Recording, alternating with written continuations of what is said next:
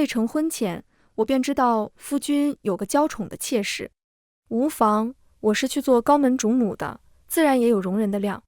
婚后，我将侯府打理得井井有条，贤惠的名声遍布京城。那妾室不知是不是没长脑子，居然将我和侯爷没有圆房的事情传了出去。他想以此来奚落我，让我成为笑谈。可他怎么也没有想到，自己此举会逼得婆母让侯爷在深夜敲响了我的门。大家好，欢迎收看皮皮听书，我是国公府嫡次女，父亲定国公和永宁侯是战场上的生死之交。打完胜仗回来后，他们两人做主，为我和小侯爷定下了婚事。我知道后，忧心地伏在阿娘膝上，忐忑地问：若是他以后不喜欢我怎么办？阿娘闻言，笑出了声：傻孩子，世家豪门联姻，夫婿的喜欢是最不要紧的，要紧的是你作为当家主母的权势。我在母亲这样的教导下，一日一日地长大。和楚云行大婚前的1个月，府上嬷嬷出去采买时与人发生了口角，这原本是下人之间的事情，无需报给我听。可闹事的那人与我有些渊源，是楚云行养在屋中的娇妾汉旦。因为有这一层关系在，我倒是不得不出面了。说是娇妾不太准确，我这个正妻还没有入门，侯府是不敢公然纳妾的。但他总是与楚云行交了心的知心人。我未来的婆母因为这件事情还上过我家的门，她再三保证会在婚前把汉旦打发出去，被我母亲拦了下来。既然是云行喜欢的，那就留在府里好好照看，等阿瑶嫁过去了，再将她扶为姨娘吧。这是母亲的意思，也是我的意思。楚云行若是心里真有了这姑娘，此时要是把她逼走，只会让她心怀怨恨。我和她总归是要做夫妻的，我不求什么情投意合，起码也要相敬如宾，她得对我客客气气的。若是因为一个妾室撕破了脸，闹得两家颜面尽失，也对我往后掌管侯府不利。未来婆母走之前，再三向我母亲保证，在我和楚云行大婚之前，他们会约束好汉旦，不会让他破坏这桩两家都极为看重的婚事。我到明月坊的时候，汉旦正惬意地坐在太师椅上喝茶。我家的嬷嬷脸肿了起来，反观汉旦身边的婢女则更是要惨得多，发髻都散了，连嘴角都被撕得出了血。在来的路上，他们已经说给我听了，起因是嬷嬷来明月坊为我采买嫁妆里的脂粉头面，汉旦有意抢夺，嬷嬷自然不让。两相争吵之间，汉旦的婢女出言污秽，说就算我是国公府嫡次女又何如，照样是个笼不住夫君心的空架子罢了。日后若真的嫁入侯府，也得天天过着独守空房的日子。嬷嬷是我的奶母，待我犹如亲女，看我就如眼珠子一样珍贵。我是她奶大的，也是她看着我一点点出落成现在的模样的。她如何能忍受旁人这样诋毁编造我，上去便和汉旦的婢女厮打起来。姑娘，嬷嬷红了眼睛，斥责我身边的丫头，这种烟杂事，你怎可让姑娘亲自过来？她是什么身份，你不知道吗？还不送姑娘回去？汉旦冷笑，什么身份？国公家的嫡次女就能仗势欺人了？嬷嬷噌的来了火，我拦住嬷嬷，姑娘倒是说说我如何仗势欺人了？你莫不是敢做不敢当？你的嬷嬷打了我的婢女。姑娘说说你家婢女因何挨打？汉旦被我问住，脸色几变，不管是因为什么，打人就是不对。我笑了笑，你说的是，那我便在这里为我家嬷嬷给你赔礼道歉了。这些胭脂和头面，便是我送给姑娘的赔礼。嬷嬷大惊失色，姑娘，这可是你大婚的头面，价值千金。汉旦眼里闪过一分不可置信，似是怕我反悔。他居高临下的呛我，一言九鼎，你可别后悔。我笑意淡然，不后悔。他带着东西趾高气扬地离开。他走后，嬷嬷泪流不止，都是老奴的错，是老奴误了小姐。这要是影响了姑娘的婚事，老奴难辞其咎。我笑了笑，不会的，嬷嬷，这婚事也不是我一家的，该怕的人可不是我们。我和嬷嬷刚回到府上，楚云行的母亲带着她就来了。桌案上摆放整齐的正是汉旦从我这里拿走的鎏金头面。我和母亲眸光交汇，她不动声色地饮茶，楚云行母亲的额上冒着细汗。这是明月坊铺子的地契，算是我给阿瑶添妆的一点心意。汉旦是云行的表妹，他父母过世的早，只留下这一个女儿，我们也是受人之托。楚云行顺势接过母亲的话，伯母、二小姐，我已经警告过表妹了。今日之事是她不对，这份地契是我和母亲的一点心意，请二小姐笑纳。成婚之后，我会将表妹安排在别院中，家中规矩，妻妾有法度。我敬重二小姐，不会让表妹越过二小姐。母亲收下地契，楚云行和他母亲都松了一口气，想必是外面的风言风语让他们在来的路上丢尽了脸面。我们两家都是有头有脸的人家，阿瑶虽非嫡长女，可也是嫡次女，旁人用过的东西，她如何好再带着嫁人？楚云行立即道：我这就去为二小姐重新打一副头面，必然比现在的更加贵重华丽。母亲笑着扶起他，同他们说话到傍晚，才将人送走。他们走后，母亲将明月坊的地契交到我手里，今日的事情你做得很好。我替母亲揉捏着肩膀，母亲教得好。从3个月前开始，汉旦便开始想方设法地逼我出门，想要让我知难而退，和楚云行退婚。而我一直按兵不动，直到今日才以退为进发作起来。这是因为不日我父亲和楚云行的父亲都将回京，这门婚事是楚云行的父亲一手促成的，若是有半点差错，老侯爷的剑可不会饶了汉旦。届时的场面，汉旦不死，难以收场。是以楚云行今日会亲自登门致歉。明月坊是京中最时兴的铺子，一年盈利上万两，他们能拿出来，也是下了心血了。我大抵也知道汉旦在他心里的分量了，再重的分量也重不过你正式的位置。日后你要操持侯府一家，目光不在你的夫君身上。若他先你一步早死，你就是整个侯府的老太君，人人都要来敬你，整个侯府都是你和你的子嗣的。我明白母亲话中的意思，子嗣才是如今最重要的。我和楚云行大婚第3日，我便开始跟着婆母接手府中的钟馗。楚云行每日都会来我这边用午膳。大婚当晚，我们并未圆房，汉旦失手打翻了烛台，院子里起了火，婢女哭着来喊楚云行，他连喜服都来不及解，就急急忙忙地跑了过去，一夜未归。第2日婆母知道后，大发雷霆，将汉旦锁入祠堂禁闭。汉旦在祠堂里不吃不喝，楚云行求他母亲无果，今日又来找到了我。你是我的枕边人，我的妻子。汉旦小孩子性子，我知道你为他受了许多委屈。年少时，他曾救过我一条性命，阿瑶，我不能不管他。我搅弄着碗里的汤，笑意恬淡。我与你是夫妻，日后要相伴一生的，你的事情就是我的事情。我为你去求婆母，她看在我的份上，会让她出来的。汉旦出来后，被楚云行训斥了一番，他不情不愿地来我房中感激我。我拨弄着算盘，翻看着账本，头也不抬。不必言谢，你只要在院子里安分守己就好。他摔了帕子，气愤离去。第2日，楚云行下朝回来时，我正在和婆母核对府中小厮婢女的人数。马上要过冬了，下人们也要添2身冬衣御寒了。汉旦曾经也是官家小姐，侯府事忙，阿瑶一个人也忙不过来，不如让汉旦在旁边帮衬1、2。他话音刚落，婆母就甩了筷子，你是疯了吗？楚云行微微皱眉，母亲，汉旦是你的亲侄女。婆母原本只是有一点生气，闻言几乎是怒火交加。一个还没入门的妾室，也配给主母帮衬？我留她一条命，已经是看在你的份上了，你休要再得寸进尺。楚云行气怒地起身欲走，我出言拦了下来。夫君既然想让汉旦帮衬我，刚好现在府中正在准备给下人裁制冬衣。我和母亲约好了，明日要去寺庙给边塞的阿兄祈福，斋戒半个月，这是正好交给汉旦。楚云行坐了回去，你能这样想，才是一个做正事该有的气量。是呢，我作为正室，理应体谅夫君。夫君作为家中嫡子，公公常年不在家，婆母一个人操持侯府，将你养育长大，你也该体谅才是。婆母掉了泪，她忍着哽咽，阿瑶，你不必为了我委曲求全，我只当没生过这个儿子。婆母离去，楚云行心情极差，汉旦院里来人请他，头一回，楚云行动了怒，催什么？赶紧滚！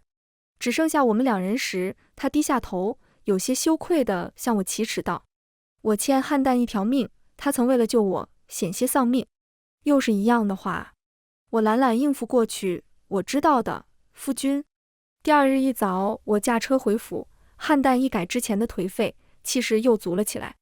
这半个月里，我会掌握府中中馈，届时夫人回来，只需要好好享福就是，再也不必操持这些事情了。那便祝你心想事成。哎，高门大户里的账目哪里是这么好管的？他若是第一次独当一面，便有了差错，日后楚云行就再也无法为他开口了。婆母也只会更加因为他的能力不足而厌憎他，他将永远无法再插手管理钟馗这件事情。若要让人走向灭亡，必先诱使他自大，这是母亲曾手把手教我的。汉旦就像是曾被我母亲打压到绝望的再也不敢出风头的邱姨娘一样。以前在家里，我只是看母亲行事，现在离开了母亲，这是我在侯府第一次实操。汉旦自从掌权之后，婆母就病倒了，身居在院子里闭门不出。将近年关，宫里的贤妃娘娘诞下了皇嗣，陛下册封她为贵妃。楚云行作为礼部侍郎，近日一直在督导检查册封里的事情。这是陛下登基后出生的第一位皇子，陛下龙颜大悦，格外注重册封典礼的事情。楚云行揣摩圣心，唯恐掉以轻心，惹怒上意。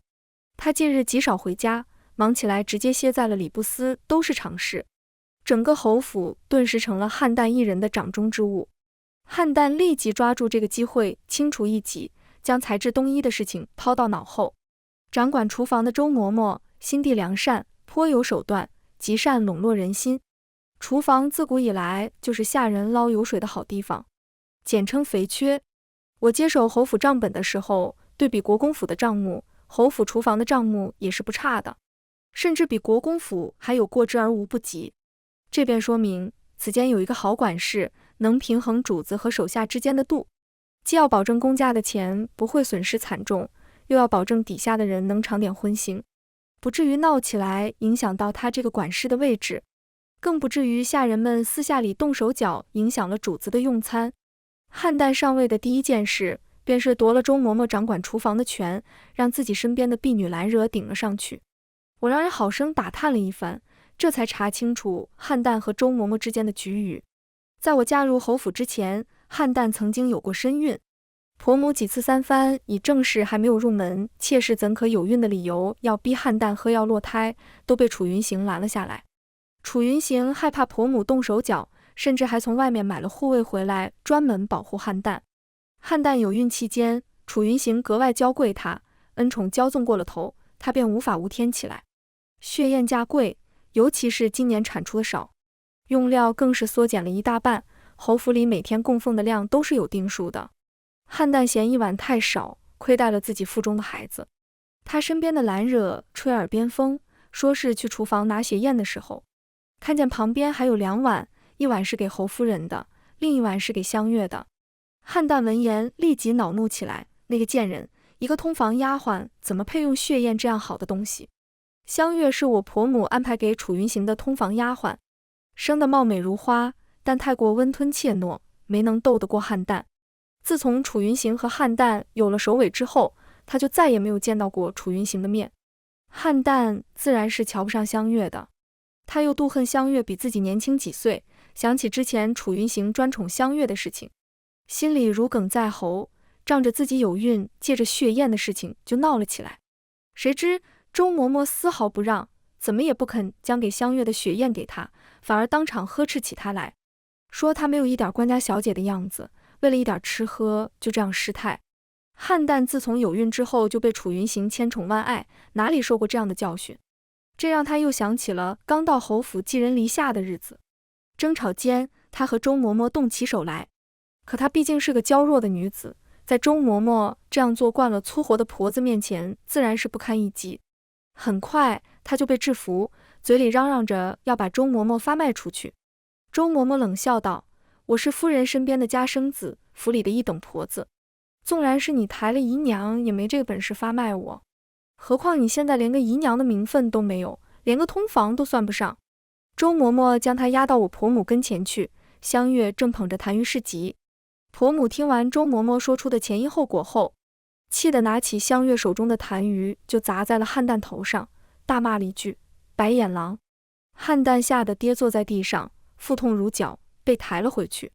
楚云行也被喊了回来，被婆母骂得狗血淋头。香月的那碗血燕是从她的私房钱里出的，她从入冬起便生了不大不小的病，一直不见好。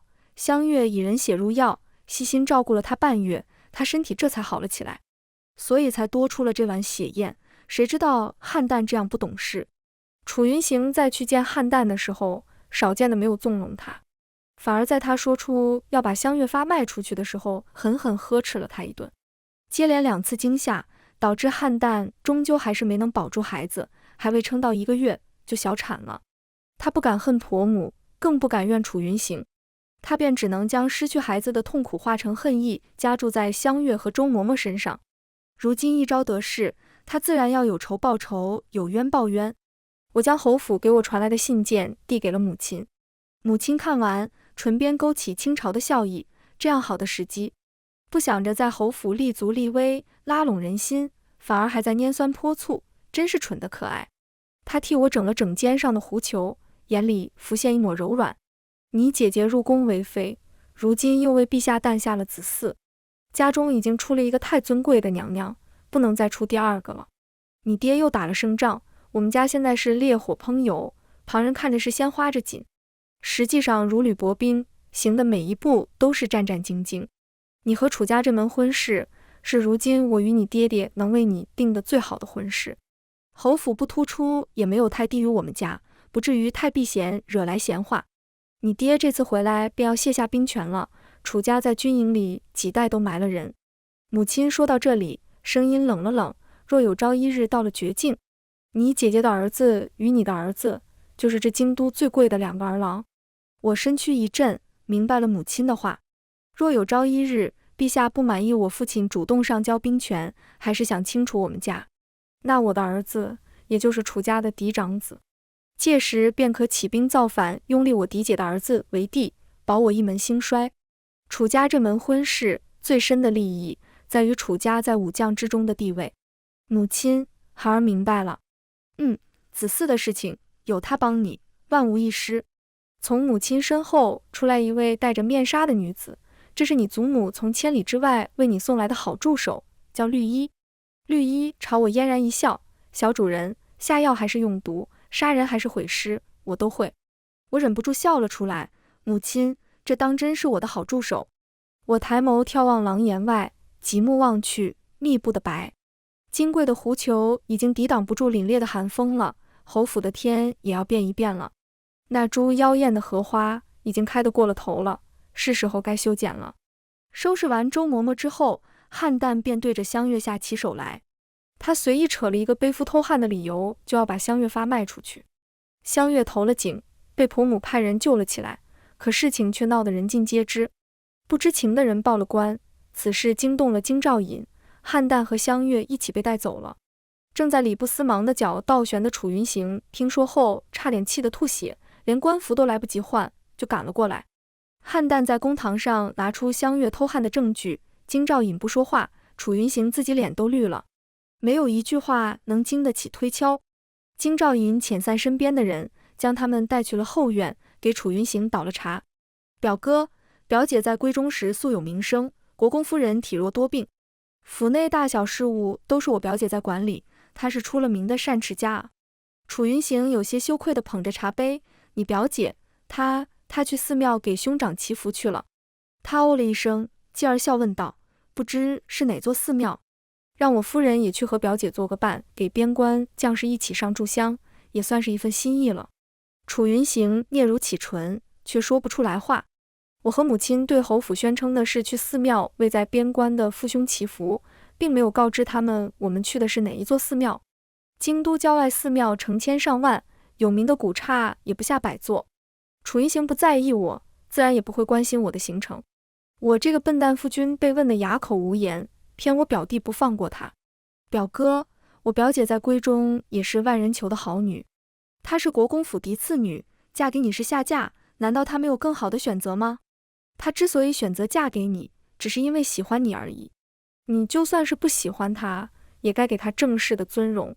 你让一个妾室管家还闹出这样的事情来，马上就是京察大典了，你难道想被吏部那些老古董参一本吗？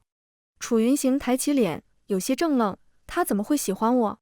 表弟叹气，4年前他在去上香的途中遇到山匪，是你就下了那辆马车。楚云行惊醒，是他。表哥，你好好对我表姐，她是个温柔良善的女子。若她对你死了心，和离了国公爷的前女婿，谁还敢嫁给你做续弦？这一句话软硬兼施，楚云行却并无不悦。我知道了。楚云行走后，表弟回来掀开帘幕，朝我邀功道：表姐，我办得怎么样？我由衷地夸赞他，极好。楚云行带着汉旦和香月驾车回府，要回到侯府，就得经过最繁华的神武大街。京兆尹拿人架势浩荡，只这么一小会儿，汉旦逼杀通房的事情就传了出来。有好事者在马车外问道：小侯爷，你宠妾灭妻的妻是我们国公爷的女儿啊？国公爷在前线奋勇杀敌，你怎么能这样放任小妾管家？一道声音出来，其他的讨伐声也多了起来。汉旦扑倒在他怀里哭哭啼啼：表哥，这肯定是他的诡计。楚云行甩开他的手，呵斥道：阿瑶在寺庙为他父兄祈福，怎么会做出这种事情来？要不是你行事不检点，怎么会有今天这种祸事？汉旦还没有来得及哭诉，马车便到了侯府。3个穿行绸的掌柜叫住楚云行：是小侯爷吗？楚云行疑惑道：你们是哪位？我们是3大绣坊的掌柜，上月你家夫人给我们交了定金，说要给府中下人定做过冬的冬衣，还有一部分下人的尺寸没有送来，我们来人催了几次，府中人说夫人不在，如今管事的是个小娘，也没有将尺寸给我们。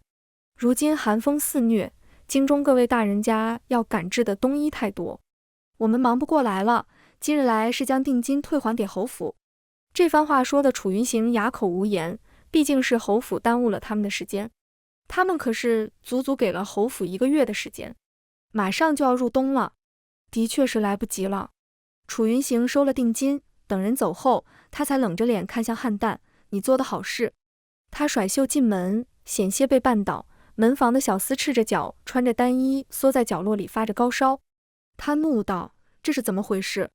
汉旦支支吾吾说不出话来。香月垂眸道：他是今年夏天刚买回来的小厮，是个孤儿，府里只配了夏天秋天的衣服给他，冬衣还没有做出来。1个月，整整1个月的时间。你在做什么？楚云行第一次在大庭广众之下向汉旦发火，汉旦吓得眼泪汪汪。夫君，我恰好在此时驾着马车回来了。夫人回来了。我扶着嬷嬷的手下马，楚云行脸上怒气未消，看见我时有些恍然，对比汉旦和香月的头发凌乱，此时的我无比端庄大方，衣衫发髻都是他喜欢的模样。夫君，你还好吗？我微微皱起眉，走近他，握紧他的手，怎么这样凉？快进去吧，阿姐给我写信，说是你为了册封礼的事情忙前忙后，几乎脚不沾地，连睡觉都是宿在礼部司。我一听就马上赶回来了。虽说给父兄祈福的时间还没有到，可我想他们会理解我的，毕竟夫君你对我而言也很重要。楚云行近乎红了眼眶，香月对他冷淡，汉旦只会给他惹事，婆母也骂他管不住后院，就连路边的百姓都要骂他宠妾灭妻，没有一个人关心他这1个月里吃得好不好，睡得好不好。我吩咐嬷嬷告诉周嬷嬷给夫君炖2盅汤。他低声问我为何是2盅，我嗔怪地瞪了他一眼：你傻，这么冷的天，你下午还要去办公，带上到礼部司，放在炭上煨一煨，你累了就可以喝了。宫殿那么大，供暖总是不足的，喝了热汤也能驱寒。楚云行别过头，嗓音有些不经意的哽咽，却异常温柔：夫人细心。我笑道：你是我的夫君，我自然要为你细心。楚云行中午歇了不到一会儿，便又被人喊回了礼部司。他走之前，异常歉疚认真地向我道歉。往日是我偏宠汉旦，他一个妾室，门第不高，怎么能经手高门大户的账目，插手管家事情，平白惹出这样丢脸的事情来？这件事情是我做的不对，日后府中所有事务你一人说了算，不必回禀给我，母亲也信任你，你是我明媒正娶的夫人，没有人敢不敬重你。账房来人去汉旦的院子里收账本的时候，汉旦红着眼睛跑来找楚云行，见楚云行不见他，他便在外面骂我狐妹子。楚云行摔了茶杯，热茶浇地，升腾起白雾。往日他便是这样凌辱你的吗？我摇摇头，朝他温柔的笑，默默咽下委屈，无事的。他冷声道：带小娘进来，掌嘴10下。打到第2下的时候，汉旦就哭开了。表哥，你忘了吗？是我把你救回来的，你为了他居然打我。我望着楚云行眼里的犹豫，见好就收，别打了，把小娘送回去好好养着。楚云行捏紧拳头，唇角咬得发白。一次救命之恩，保了汉旦几年的荣华富贵，可若是他一直提，那就是挟恩图报了。没人能一直忍受这种恩人。汉旦是在自掘坟墓。拿回管家权后的第一件事情，我付了周嬷嬷的位置。你有能力，只是做一个厨房的管事是屈才了，日后便多为我分忧吧。周嬷嬷老泪纵横，我听夫人的。汉旦的一场动作，让他在侯府饱受冷暖。婆母病倒了，无法为他主持公道，他求告无门，眼见着就要步入死门了。锦上添花无人记，我要做的是雪中送炭。这1个月的折磨屈辱，足以告诉他侯府已经变了天，他只有另择新主，才能活得像个人。他是个再聪明不过的人，会知道如何当一把我手中的好刀的。只有我好了，他才能好。我给他拿了厚厚的银子，连夜让他去记录下人的尺寸，做3套冬衣。今天的冬天格外冷，另外1套的钱从我的嫁妆里出。这便是施恩。人只有得了你的好，才会念你的恩。有了汉旦为我做对比，管理起侯府来简直不要太容易了。短短2个月，我的名声就传了出去。府中的嬷嬷小厮日常采买总是要出门的，同别家的小厮婢女一聊起来，我都是赞不绝口。一来二去，我贤惠的名声也就遍布了京都。谁知汉旦怀恨在心，居然将我和楚云行没有圆房的事情故意让人说了出去。他想要我颜面尽失，无地自容，名声尽毁。我不以为意，反而每日让人给楚云行送汤。而汉旦变本加厉，花了许多银子出去，让流言越演越烈，外头的人如今都在笑话我。到第7日的时候，楚云行忍不住回府了，不是为流言的事情，而是为汤的事情。他有些不好意思地和我开口道：阿瑶，厨房是换人了吗？我茫然道：没有啊。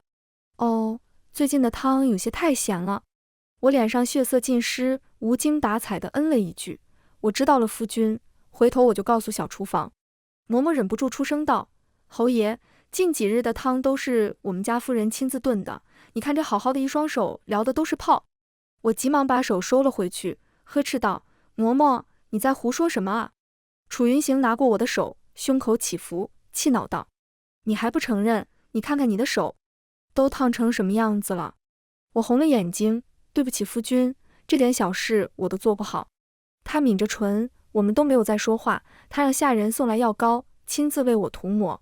以后别傻了，做了事情就要说，知道吗？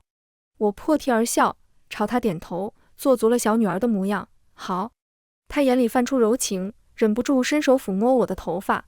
外头来人说婆母请他过去。他走后，我嫌恶地擦了擦被他摸过的地方。外头的传言是我故意让人传到婆母耳朵里去的，他最要面子，丢不起这个人。从婆母院子里出来后，楚云行就去了汉旦的院子，将他呵斥了一顿，还摔了许多东西。出来后，他脖子上脸上多了几道抓痕。他第一次关了汉旦禁闭，没有他的话，汉旦再也不能出院门了。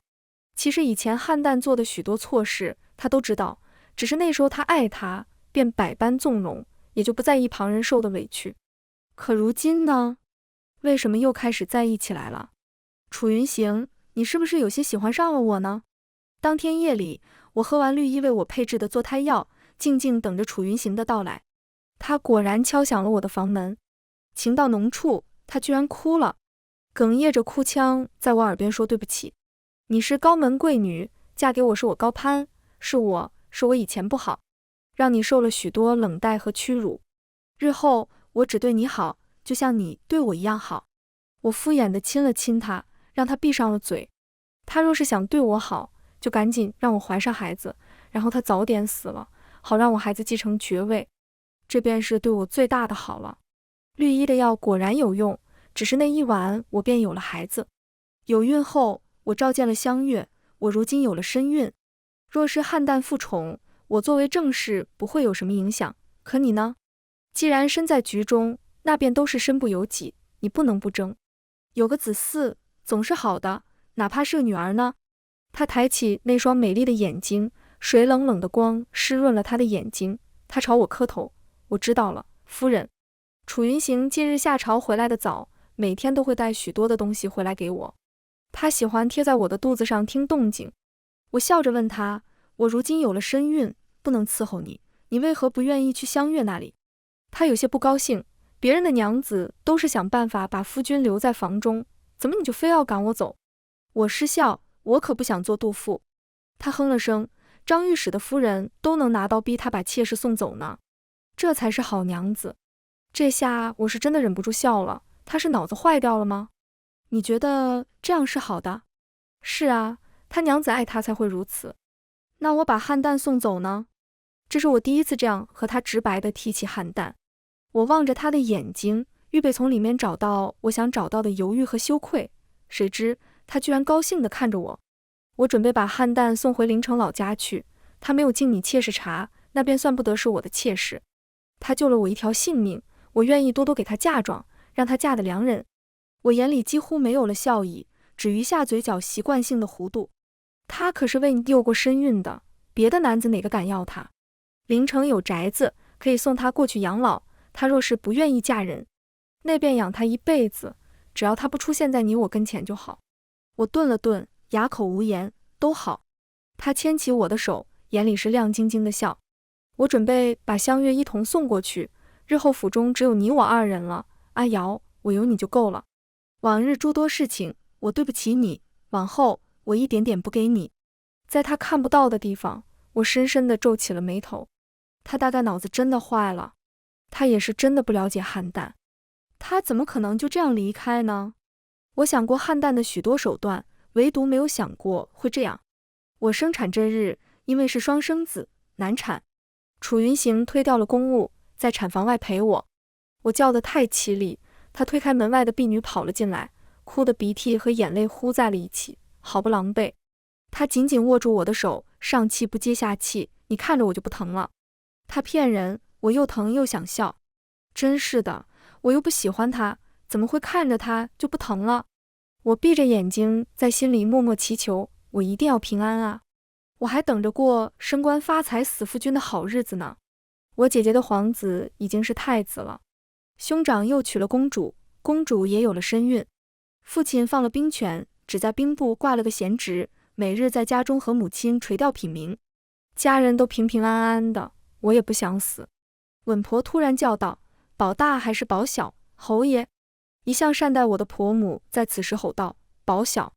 王婆子，你必须保证我孙子的平安。”我死死抓着被子，眼泪直往下掉，我像是一滩烂肉一样任人摆布。保大！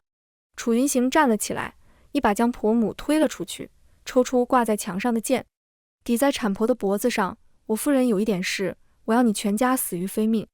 我咬着唇，无意识地落泪。他明明只是做了一个夫君该做的事情，可我好像没那么厌恶他了。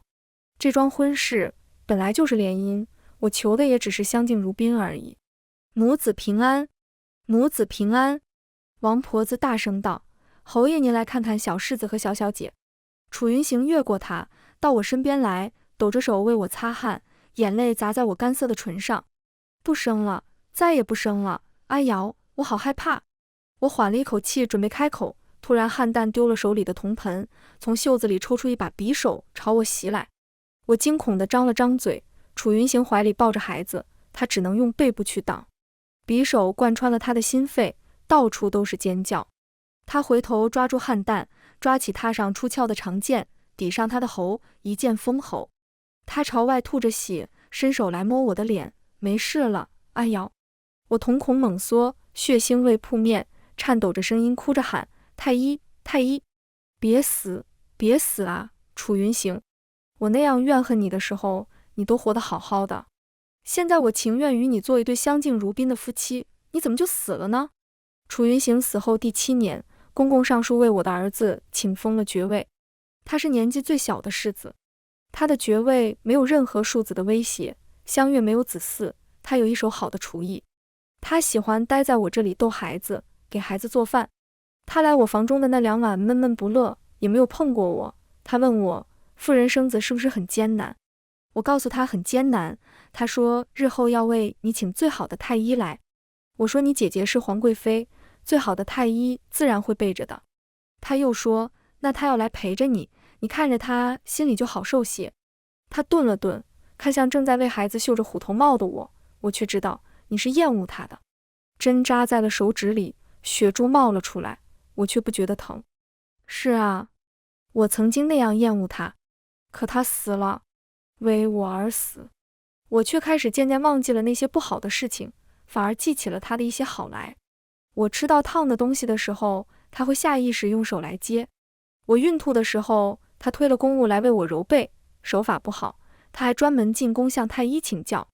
旁人打趣他，娇妾不如正妻了。他生气的骂人，骂完又给我买了许多东西来弥补我。他是个很好的人，会救济老人，也会善待下人。只是以前他喜欢的不是我而已。可我现在呢？为什么我哭不出来呢？无妨，我会为他好好的照顾我们的孩子的。我的小侄子继位成皇帝后，我的儿子也在军营里混出了名堂。他战无不胜，人人都说他是少年英雄。我的女儿出落的同我当年一般，我扮演起了我母亲曾经的角色。傻孩子，世家豪门联姻，夫婿的喜欢是最不要紧的，要紧的是你作为当家主母的权势。他伏在我怀里撒娇，我千挑万选为他挑了一个他喜欢也喜欢他的好儿郎。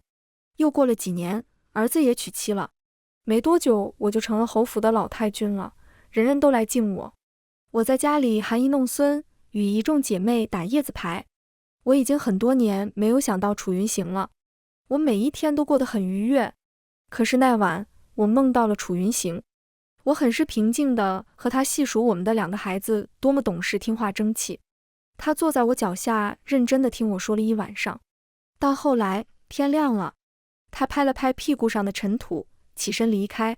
我在下面攒了30年功德，才能上来见你一面，看你过得很好，我知足了。我有些冷淡，哦，那你快去投胎吧。他眉眼弯弯，面如冠玉，阿瑶啊，我可以等你一起投胎，下辈子我们再做夫妻。我好嫌弃地说，才不要，我又不喜欢你，楚云行。他笑了笑，我知道啊，阿瑶，那我先走了。全文完，皮皮听书，感谢您的观看，每天上新精彩小说，喜欢就订阅吧。